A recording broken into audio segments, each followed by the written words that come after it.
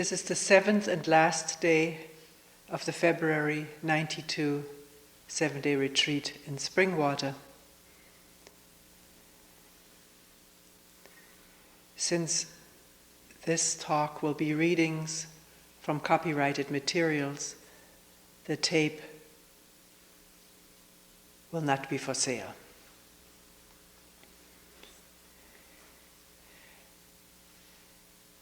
I usually read on the last day of retreat.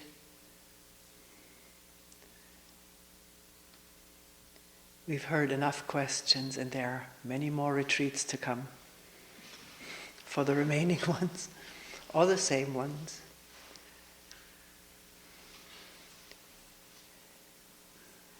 I like on the last day not to have to work on questions, but to listen myself to somebody else's words, and it's good for everyone to hear someone else's words.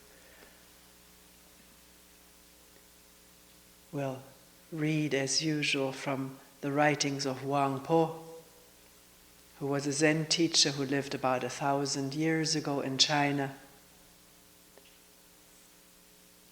His talks and dialogues were recorded by his disciple Pei Su, who was a scholar, a Buddhist scholar, and also the governor of the province where Wang Po taught. The book is called The Teachings of Wang Po, translated by John Blofeld. I have excerpted, this is not meant to present Wang Po to ourselves, but I've excerpted and eliminated words, phrases, or paragraphs to make what is said fit what we're talking about here, to make it clear. Sometimes, since Wang Po himself taught in the Buddhist tradition, some words and concepts may be completely unfamiliar to people who have not had contact with that. The word Buddha, as used by Wang Po, does not just refer to Gautama Buddha, who lived 5 centuries before Christ, but also to a being who is seen into the truth of himself, herself, and also to universal truth of no division, of wholeness, absoluteness, which means depending on nothing.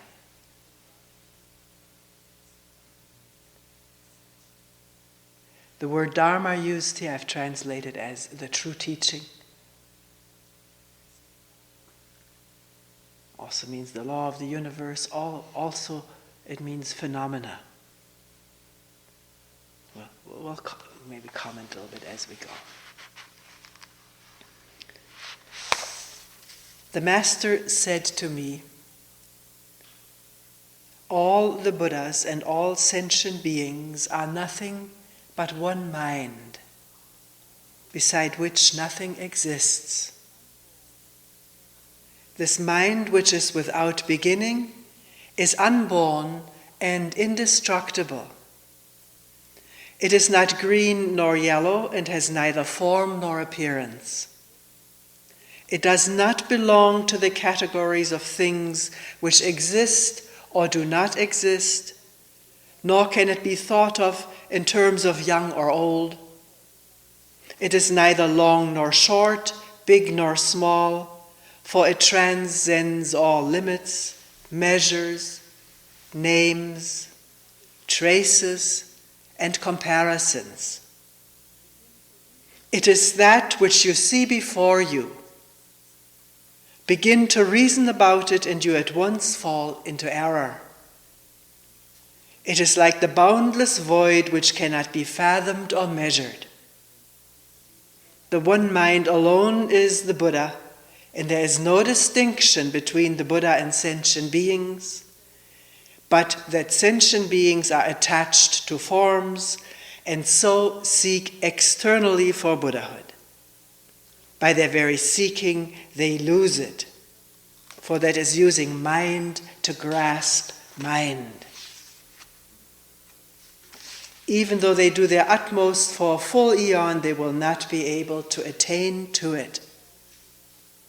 They do not know that if they put a stop to conceptual thought and forget their anxiety, it will appear before them. For this mind is Buddha, and the Buddha is all living beings. It is not the less for being manifested in ordinary beings, nor is it greater for being manifested in the Buddhas.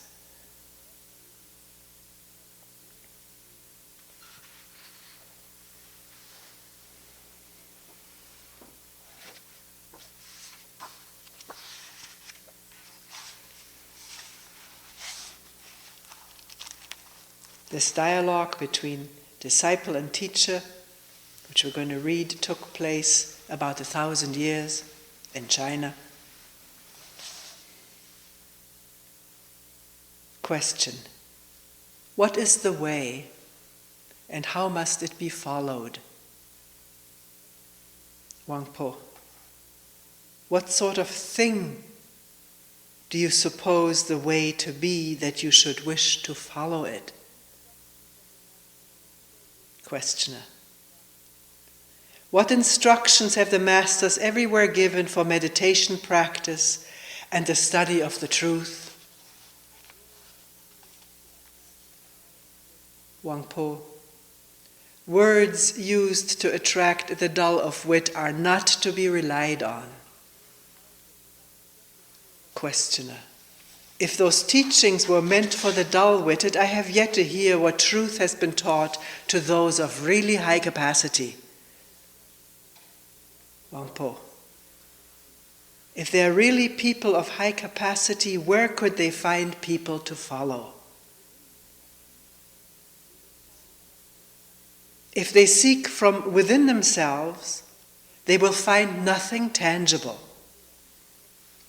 How much less can they find a teaching worthy of their attention elsewhere?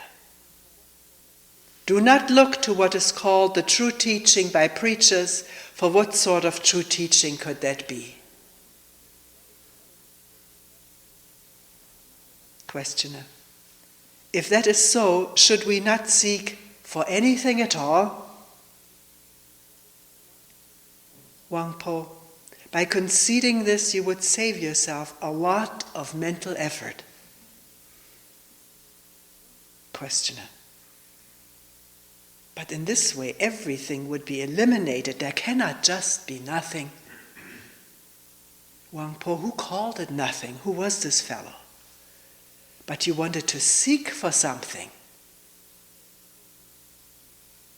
Questioner: since there is no need to seek, why do you also say that not everything is eliminated?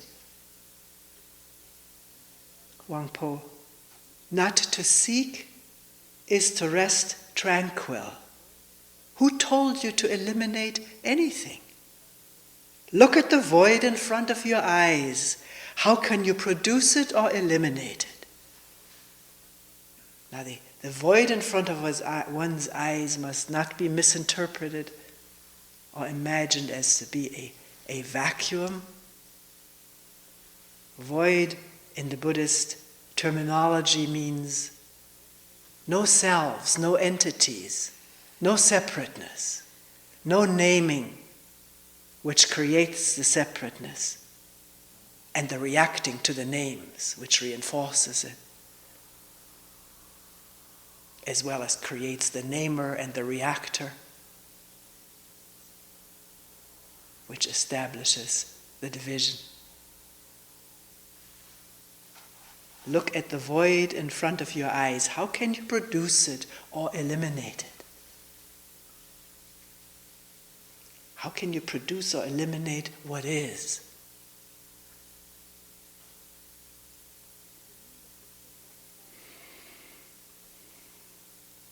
Questioner: do you mean that we should not form concepts as human beings normally do?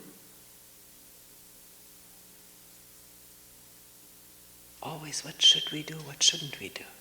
instead of looking, what are we doing? Wangpo says, I have not prevented you. But concepts are related to the senses, and when feeling takes place and concepts are formed, wisdom is shut out. What is no longer seen as what is, but as what we think it is. What we want it to be, or what we are afraid it may be, and therefore don't look.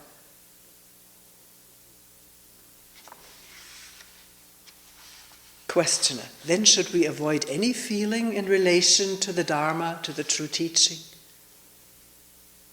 to truth? Wangpo, where no feeling arises, who can say that you're right? Questioner, why do you speak as though I was mistaken in all the questions I have asked your reverence? Sometimes a teacher saying, no, this isn't it, maybe even interrupting, it's sometimes interpreted as shortness of patience or anger, absence of politeness, but it may not be any of that. And Wangpo here says, you're a man who doesn't understand what is said to him. What is all this about being mistaken? See, we react. The minute somebody says, no, it's not it, we think, oh, I'm dumb. And he's smart. And he thinks I'm dumb. Now he won't like me.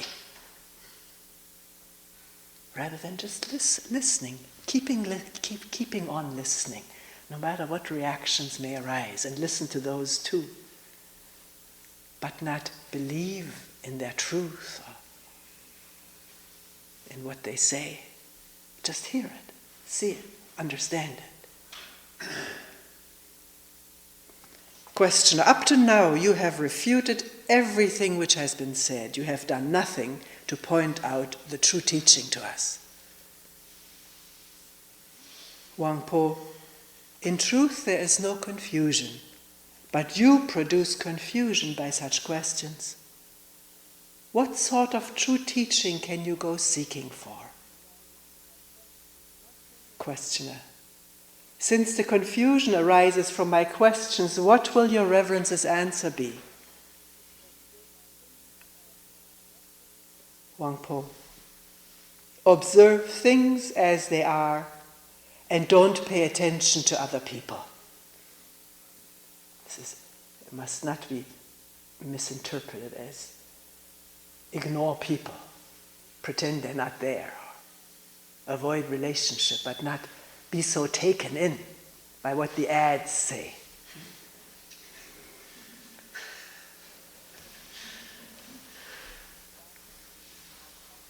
There are some people just like mad dogs, barking at everything that moves, even barking when the wind stirs among the grass and leaves.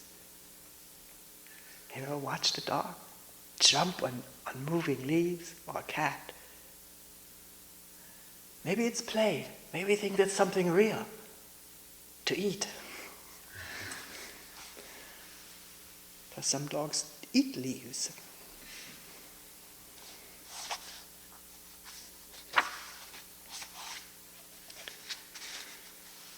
Questioner says later on, we're skipping over a whole little sermonette here. From all you have said, mind is the Buddha, or mind is the truth. But it is not clear as to what sort of mind is meant by this mind which is the Buddha, or which is truth. Wangpo, how many minds have you got? Questioner, but is the Buddha the ordinary mind or the enlightened mind? Wangpo, where on earth do you keep your ordinary mind and your enlightened mind?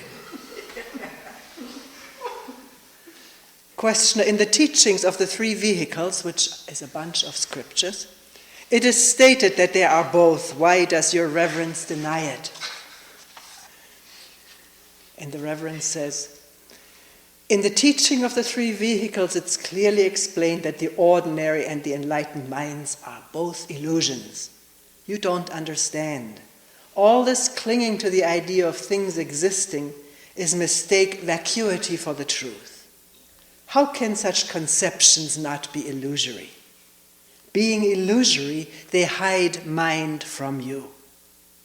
If you would only rid yourselves of the concept of ordinary and enlightened, you would find that there is no other Buddha than the Buddha in your own mind. You people go on misunderstanding. You hold to concepts such as ordinary and enlightened, directing your thoughts outwards where they gallop about like horses.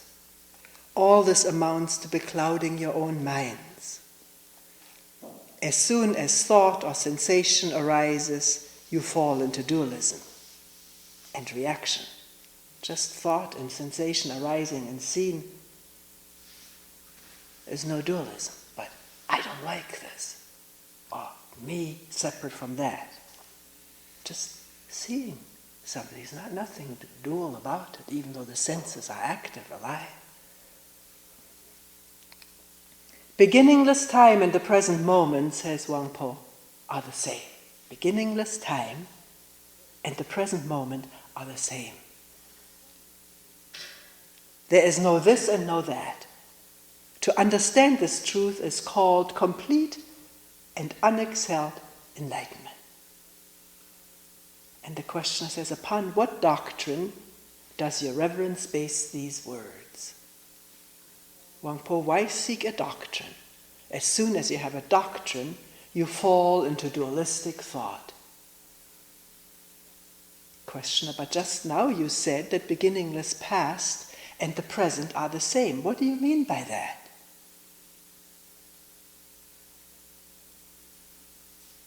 Wang Po, it is just because of your seeking that you make a difference between them. The seeking. In the future, I'll find the truth. Or maybe tomorrow, or maybe next moment. Right now, I'm too blocked.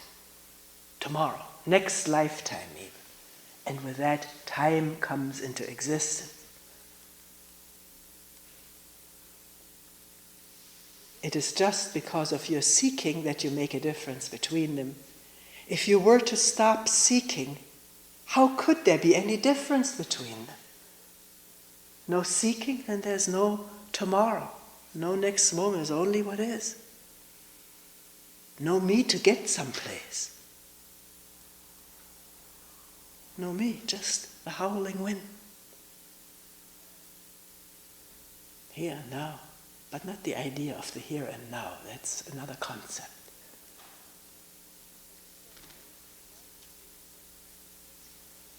Well, Pei-Su says, if they're not different, why did you employ separate terms for them? Beginningless time and the present moment. He's very clever, conceptually. Wang Po, if you hadn't mentioned ordinary and enlightened, who would have bothered to say such things? Just as those categories have no real existence, mind is not really mind. And as both mind and those categories are really illusions, wherever can you hope to find anything?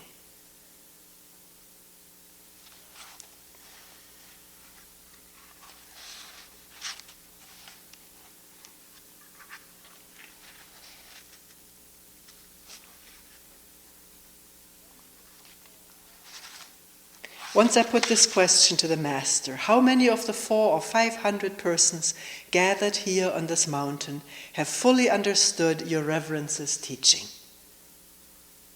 And the master answered, their number cannot be known. Why? Because this way is through mind awakening. How can it be conveyed in words? Speech only produces some effect when it falls on the uninstructed ears of children.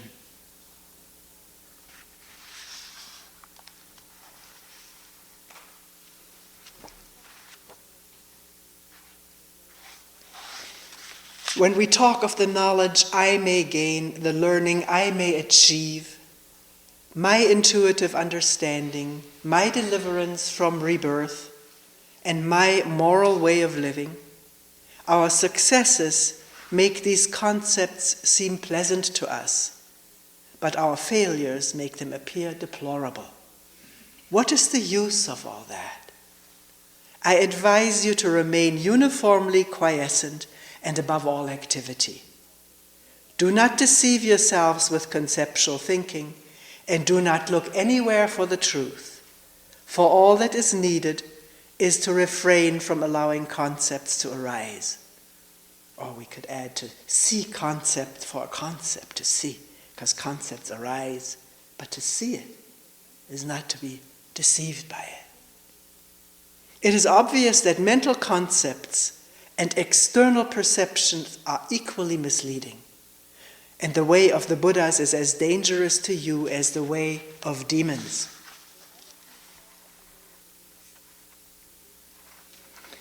Though others may talk of the way of the Buddhas as something to be reached by various pious practices and scripture study, you must have nothing to do with such ideas. A perception, sudden as blinking, that subject and object are one, will lead to a deeply mysterious, wordless understanding, and by this understanding you will awake to the truth. When you happen upon someone who has no understanding, you must claim to know nothing. He may be delighted by his discovery of some way to enlightenment, yet if you allow yourselves to be persuaded by him, you will experience no delight at all, but suffer both sorrow and disappointment. Even if you do obtain from him some trifling method, it will only be a thought-constructed thing having nothing to do with truth. Truth is something never lost, even in moments of delusion, nor is it gained at the moment of enlightenment. It depends on nothing, and it is attached to nothing. It is all-pervading, spotless beauty. It is the self-existent and uncreated absolute. It is a jewel beyond all price.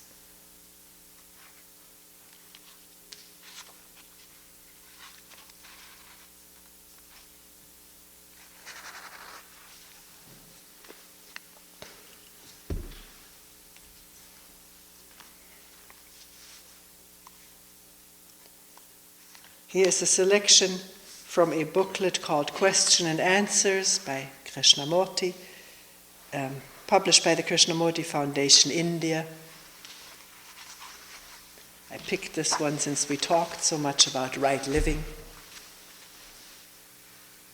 That's the title of this section, Right Living. Question.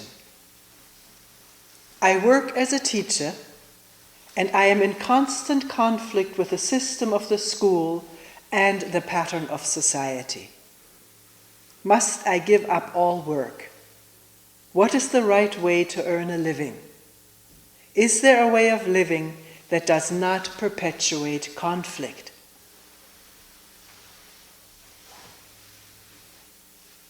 Okay, this is a rather complex question, and we will go into it step by step. What is a teacher? Either a teacher gives information about history, physics, biology, and so on, or he himself is learning together with a pupil about himself. This is a process of understanding the whole movement of life. If I am a teacher not of biology or physics, but of psychology, then will the pupil understand me, or will my pointing out help him to understand himself?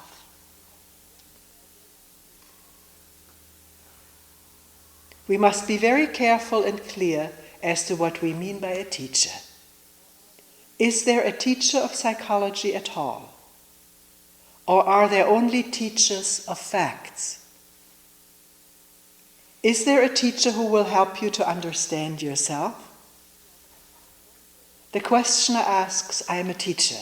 I have to struggle not only with the established system of schools and education, but also my own life is a constant battle with myself. And must I give up all this? Then what shall I do if I give up all that? He is not asking only what right teaching is, but he also wants to find out what right living is. What is right living? As society exists now, there is no right way of living.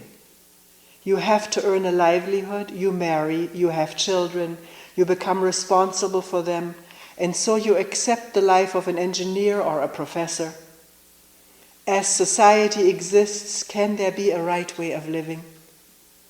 Or is the search for a right way of living merely a search for an utopia, a wish for something more?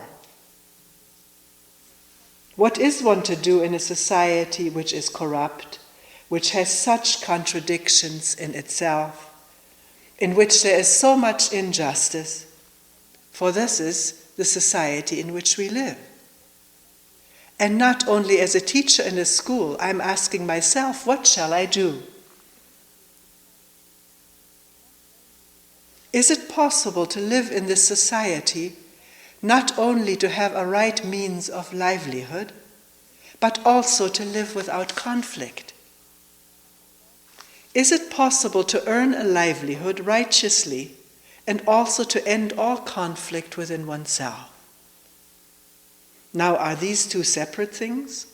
Earning a living rightly and not having conflict in oneself? Are these two in separate watertight compartments? Or do they go together?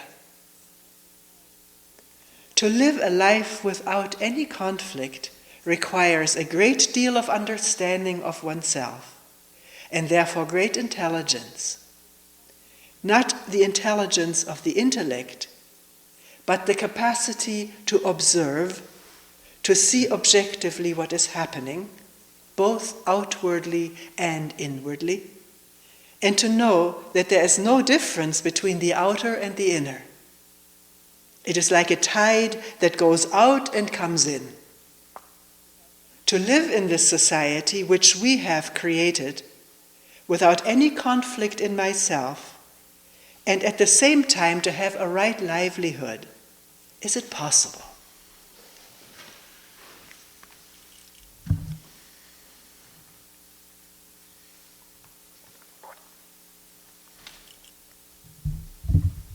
On which shall I lay emphasis? On the right livelihood or on the right living? That is, finding out how to live a life without any conflict. Which comes first? Do not just let me talk and you listen, agreeing or disagreeing, saying, it is not practical, it's not like this, it's not like that, because it is your problem. We're asking each other, is there a way of living which will naturally bring about a right livelihood and at the same time enable us to live without a shadow of conflict?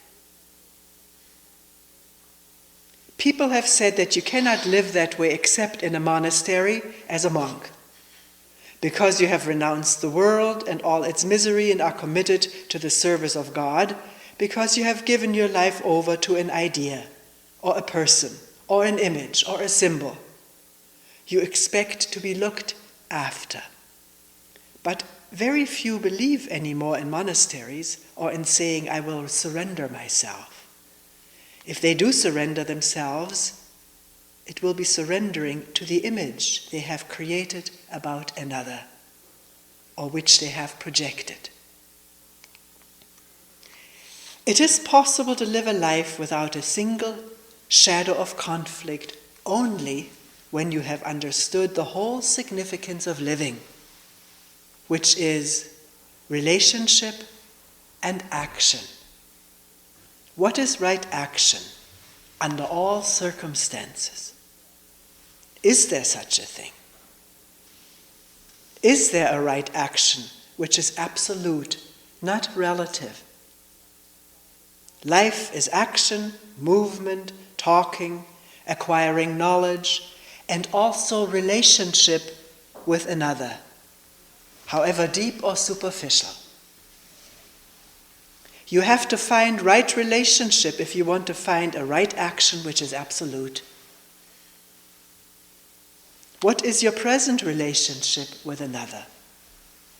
Not the romantic, imaginative, flowery, and superficial thing that disappears in a few minutes, but actually What is your relationship with another? What is your relationship with a particular person? Perhaps intimate, involving sex, involving dependence on each other, possessing each other, and therefore arousing jealousy and antagonism. The man or the woman goes off to the office or to do some kind of physical work where he or she is ambitious, competitive, aggressive to succeed. He or she comes back home and becomes a friendly, perhaps affectionate husband or wife. That is the actual daily relationship. Nobody can deny that. And we are asking, is that right relationship? We say, no, certainly not. It would be absurd to say that that is right relationship. We say that, but we continue in the same way. We say that it is wrong, but we do not seem to be able to understand what right relationship is, except according to the patterns set by ourselves, by society. We may want it, we may wish for it, long for it, but longing and wishing do not bring it about. We have to go into it seriously to find out. Relationship is generally sensuous, begin with that. Then from sensuality there is companionship, a sense of dependence on each other. Then there is the creating of a family, which increases dependency on each other. When there is uncertainty in that dependence, the pot boils over. To find right relationship, one has to inquire into this great dependence on each other. Psychologically, why are we so dependent in our relationships with each other? Is it that we are desperately lonely?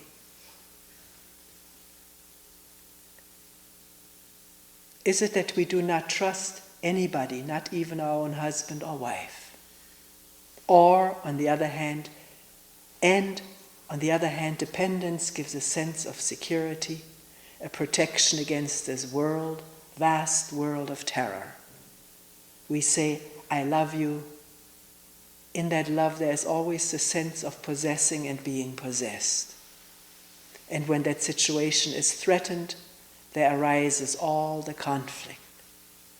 That is our present relationship with each other, intimate or otherwise. We create an image about each other and we cling to that image.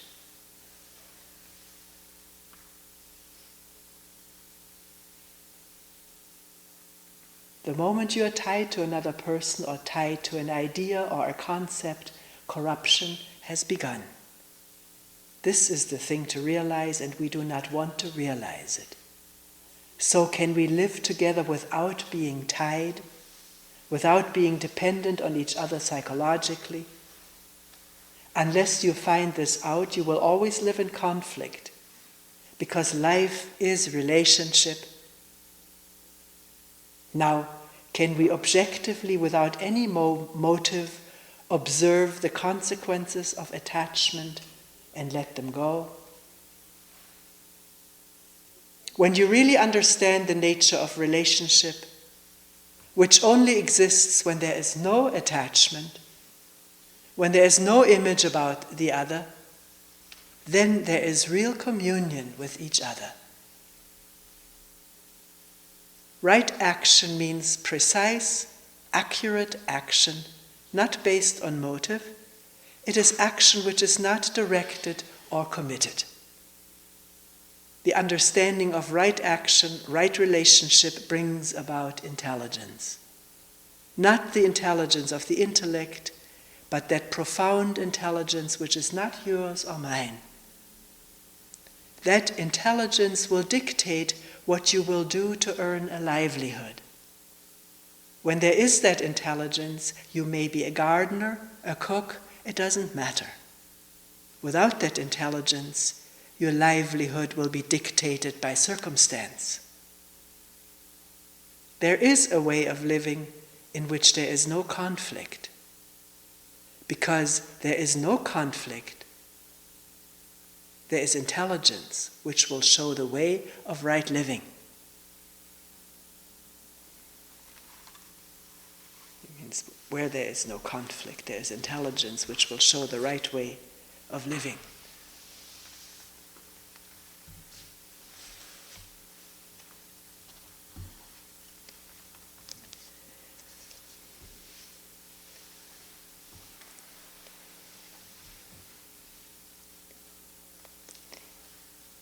We will read several poems by Mary Oliver from the book House of Light.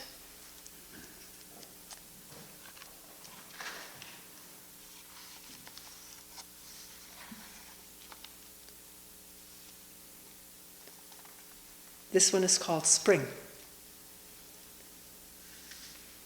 Somewhere, a black bear has just risen from sleep and is staring down the mountain.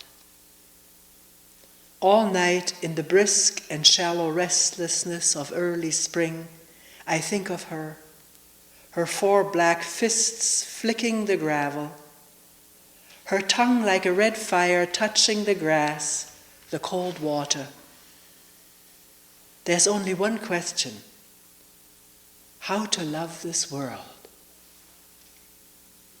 I think of her rising like a black and leafy ledge to sharpen her claws against the silence of the trees. Whatever else my life is, with its poems and its music and its glass cities, it is also this dazzling darkness coming down the mountain, breathing and tasting. All day I think of her, her white teeth, her wordlessness, her perfect love.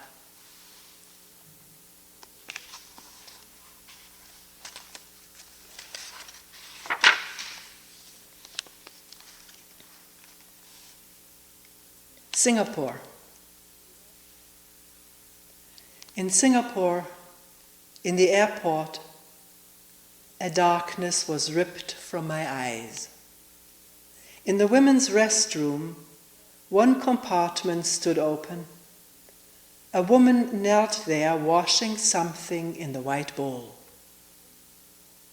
Disgust argued in my stomach, and I felt in my pocket for my ticket. A poem should always have birds in it. Kingfishers say with their bold eyes and gaudy wings. Rivers are pleasant, and of course trees. A waterfall, or if that's not possible, a fountain rising and falling. A person wants to stand in a happy place in a poem.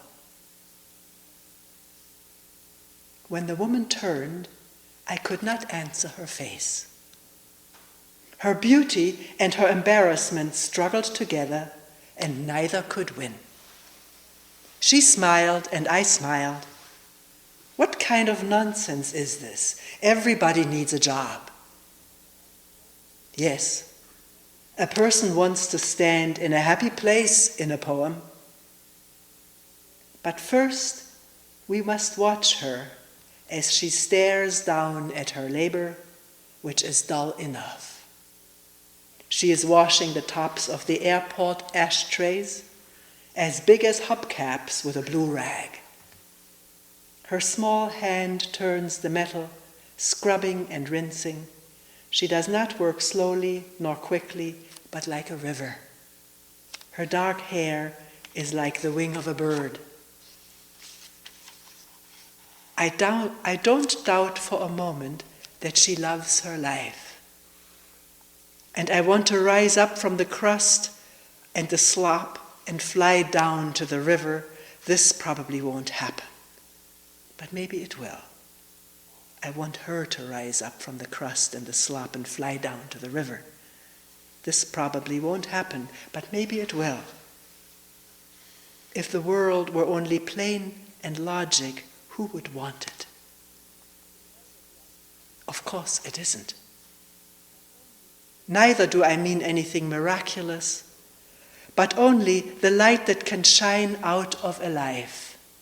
I mean the way she unfolded and refolded the blue cloth, the way her smile was only for my sake. I mean the way this poem is filled with trees and birds.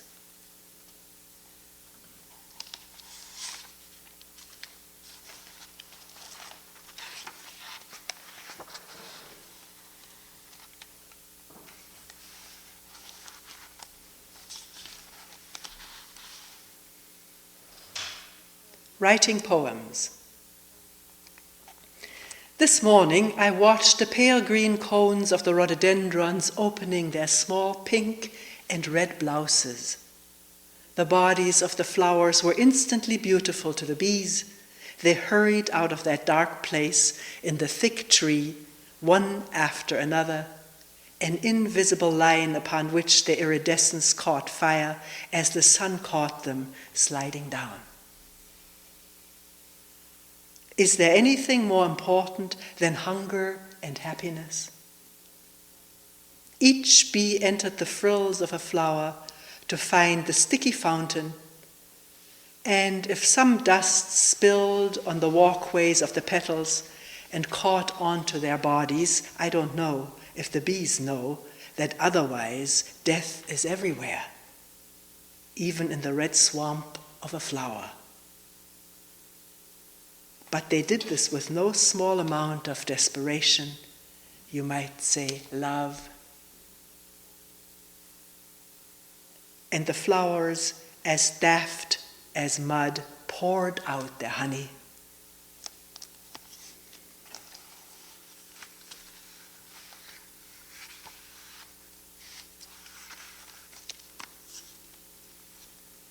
The notebook. 6 a.m. The small pond turtle lifts its head into the air like a green toe. It looks around. What it sees is the whole world swirling back from darkness, a red sun rising over the water, over the pines, and the wind lifting, and the water striders heading out, and the white lilies opening their happy bodies. The turtle doesn't have a word for any of it. The silky water, or the enormous blue morning, or the curious affair of its own body. On the shore, I am so busy scribbling and crossing out, I almost miss seeing him paddle away through the wet, black forest. More and more the moments come to me. How much can the right word do? Now a few of the lilies after a faint flamingo inside their white hearts, and there's still time to let the last roses of the sunrise flout down into my uplifted eyes.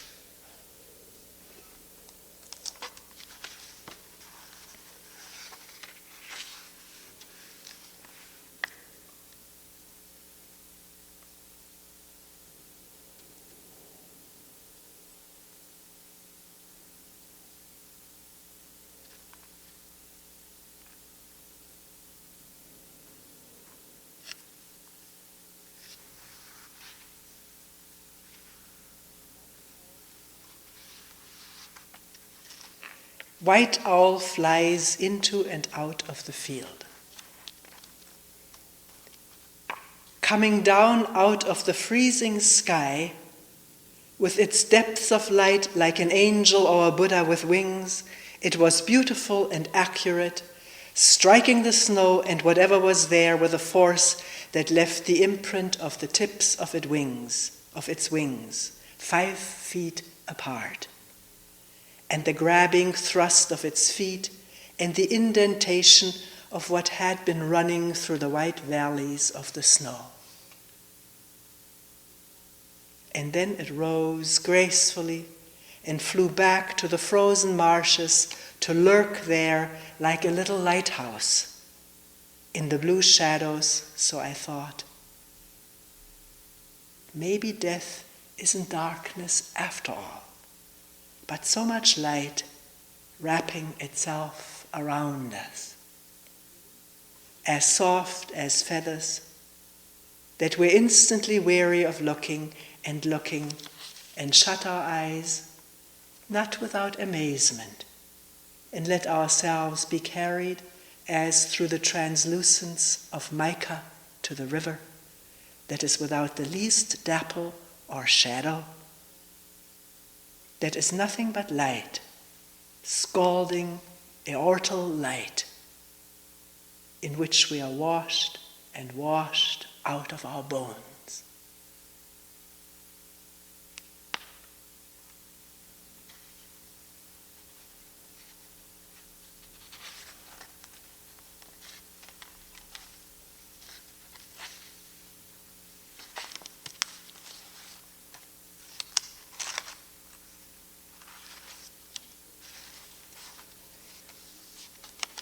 The summer day.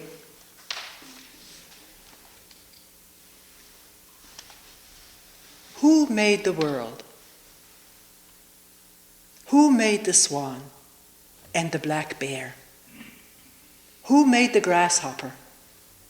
This grasshopper, I mean, the one who has flung herself out of the grass, the one who is eating sugar out of my hand, who is moving her jaws back and forth instead of up and down, who is gazing around with her enormous and complicated eyes. Now she lifts her pale forearms and thoroughly washes her face. Now she snaps her wings open and floats away. I don't know exactly what a prayer is. I do know how to pay attention, how to fall down into the grass, how to kneel down in the grass, how to be idle and blessed, how to stroll through the fields, which is what I have been doing all day. Tell me, what else should I have done? Doesn't everything die at last and too soon? Tell me, what is it you plan to do with your one wild and precious life?